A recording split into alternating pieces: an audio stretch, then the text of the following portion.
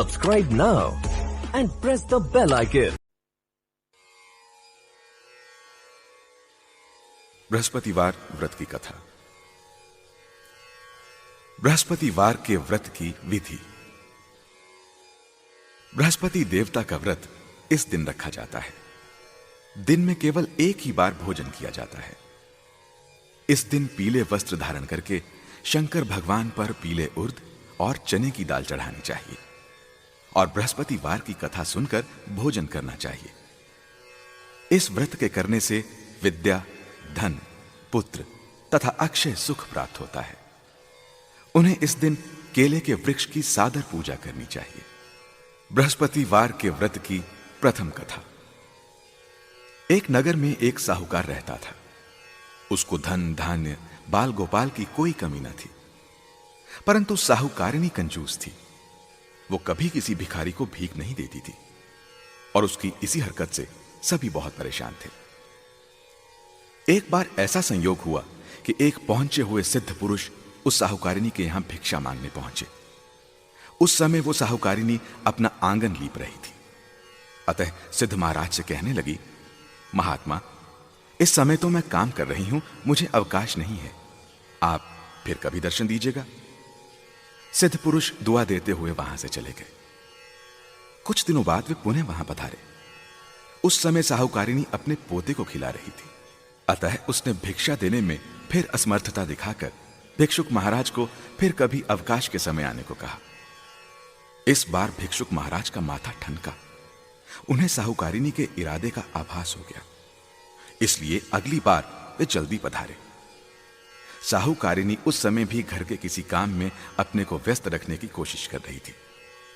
इस पर साधु बाबा चिढ़ गए। उन्होंने साहूकारिणी से कहा कि मैं तुम्हें कुछ उपाय बताता हूं। यदि तुम अवकाश चाहती हो तो बृहस्पतिवार को देर से सोकर उठो। सारे घर में झाड़ू लगाकर कूड़ा एक ओर इकट्ठा करके रख दिया करो। उस दिन घर में चौका ना लगाया करो। भोजन बनाकर चूल्हे के पीछे रख दिया करो। शाम को काफी अंधकार छा जाने के बाद दीपक बत्ती जलाया करो तथा इस दिन भूल कर भी ना तो पीले वस्त्र धारण करो, ना ही कोई पीली चीज खाया करो। साधु महाराज के चले जाने के बाद साहूकारिणी बिल्कुल वैसा ही करने लगी। धीरे धीरे बृहस्पतिवार की उपेक्षा के कुपरिणाम उसके घर में उजागर होने लगे। इसके एक सप्ताह बाद वही साधु बाबा भिक्षा के लिए पुनः पधारे। उस समय साहूकारिणी हाथ पर हाथ धरे खाली बैठी हुई थी। बाबा ने जब भिक्षा मांगी तो वह फूट फूट कर रोती हुई कहने लगी, महात्मा, मैं आपको भिक्षा कहां से दूं? अब तो घर में दर्शन करने के लिए भी अन्न के दाने नहीं है। साधु बाबा बोले, माई, तेरी माया समझ में नहीं आती।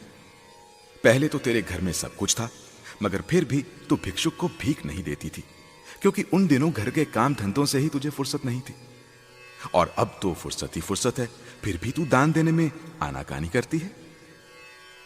अब तो साहूकारिणी को समझते देर न लगी कि सामने खड़े बाबा सर्वज्ञ और सिद्ध पुरुष हैं।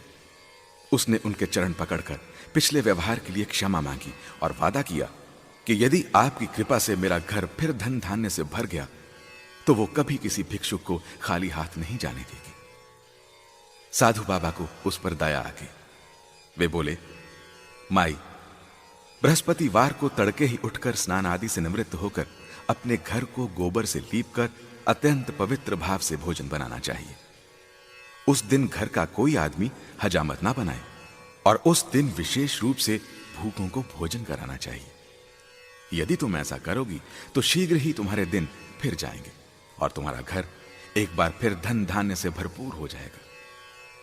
साहूकारिणी ने वैसा ही किया। कुछ ही दिनों में उसके भले दिन फिर से लौट आए। जिस प्रकार बृहस्पति जी ने उस साहूकारिणी के दिन फेरे, उसी प्रकार वो हम सब के भी शुभ दिन शीघ्र ही लाए।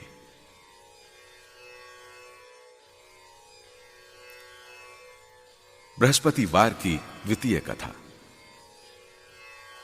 काफी पुरानी बात है। एक दिन देवाधिदेव इंद्रदेव अपने स्वर्ण जड़ित सिंहासन पर विराजमान थे।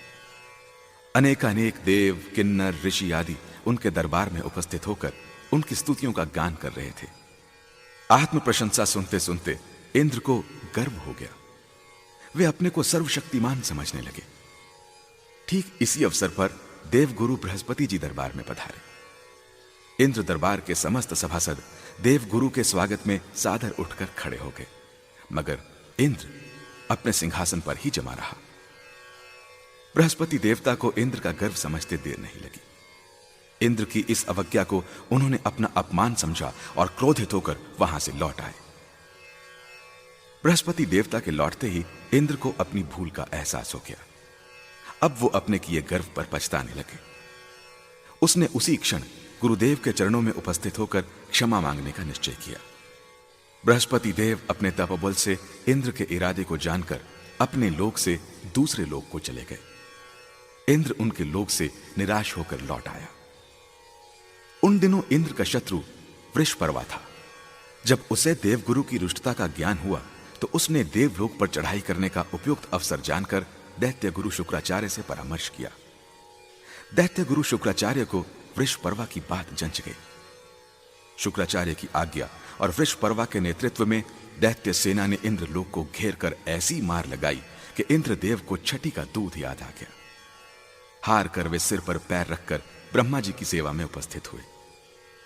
उन्होंने इंद्र को त्वष्टा के पुत्र विश्वरूपा की शरण में जाने के लिए कहा। विश्वरूपा अपने समय का सर्वश्रेष्ठ ज्ञानी विज्ञानी ब्राह्मण था। इंद्र ने जब अनेक प्रकार से विश्वरूपा की वंदना की तो वे बड़ी कठिनाई से देवराज के पुरोहित बनने के लिए तैयार हो गए। विश्वरूपा ने पिता की आज्ञा प्राप्त कर देवराज का आचार्यत्व स्वीकार करके ऐसा यत्न किया कि देवराज को विजय प्राप्त हुई। वे पुनः अपने आसन पर आरूढ़ हुए। विश्वरूपा के 3 मुख थे। प्रथम मुख से वे सोमवल्ली लता के रस का पान करते थे, दूसरे मुख से मदिरा पीते थे तथा तीसरे मुख से अन्न जल ग्रहण करते थे। विजयी देवराज ने विश्वरूपा के आचार्यत्व में यज्ञ करने की इच्छा प्रकट की तो वे देवराज को यज्ञ कराने लगे। यज्ञ के दौरान अनेक दैत्यों ने विश्वरूपा से एकांत में संपर्क स्थापित करके कहा, आपकी माता दैत्य कन्या है, इस कारण आपका कर्तव्य है कि प्रत्येक तीसरी आहुति देते समय आप अपनी माता का नाम अवश्य लें। विश्वरूपा को दैत्यों की बात समझ में आ गई। वे यज्ञ की हर तीसरी आहुति दैत्यों के नाम समर्पित करने लगे। फलतः देवताओं का तेज घटने लगा। देवराज को जब सही वस्तु स्थिति का पता चला तो वे इतने क्रोधित हुए कि उन्होंने विश्वरूपा के सिर काट दिए। विश्वरूपा के मदिरा पीने वाले मुख से भंवरा, सोमवल्ली पीने वाले मुख से कबूतर और अन्न खाने वाले मुख से तीतर बना। विश्वरूपा की हत्या करते ही ब्रह्म हत्या के कारण देवराज का स्वरूप ही बदल गया। विश्वरूपा की हत्या का पाप बहुत भारी था। देवताओं के 1 वर्ष तक प्रायश्चित करने पर भी जब ब्रह्म हत्या का पाप ना कटा तो देवराज ने समस्त देवताओं सहित ब्रह्मा जी की स्तुति की। ब्रह्मा जी को उन पर दया आ गई। वे बृहस्पति देवता को साथ लेकर वहां पधारे। दोनों को इंद्र और देवताओं पर बहुत दया आई। उन्होंने ब्रह्म हत्या के पाप के 4 भाग किए। उसका 1 भाग उन्होंने धरती को सौंपा। फलतः धरती में ऊंचे नीचे गड्ढे हो गए। तभी ब्रह्मा जी ने धरती को वरदान दिया कि ये गड्ढे अपने आप भर जाया करेंगे।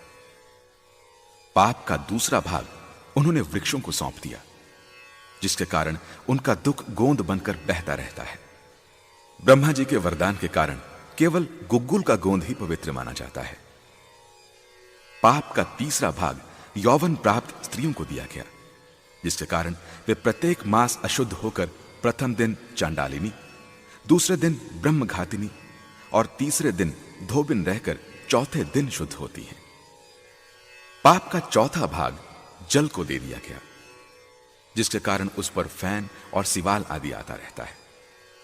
इसी के साथ जल को वरदान भी दिया गया कि तू जिस पर पड़ जाएगा उसका भार बढ़ जाएगा। इस प्रकार बृहस्पति जी इंद्र से संतुष्ट हुए और उनकी तथा ब्रह्मा जी की कृपा से जिस प्रकार इंद्र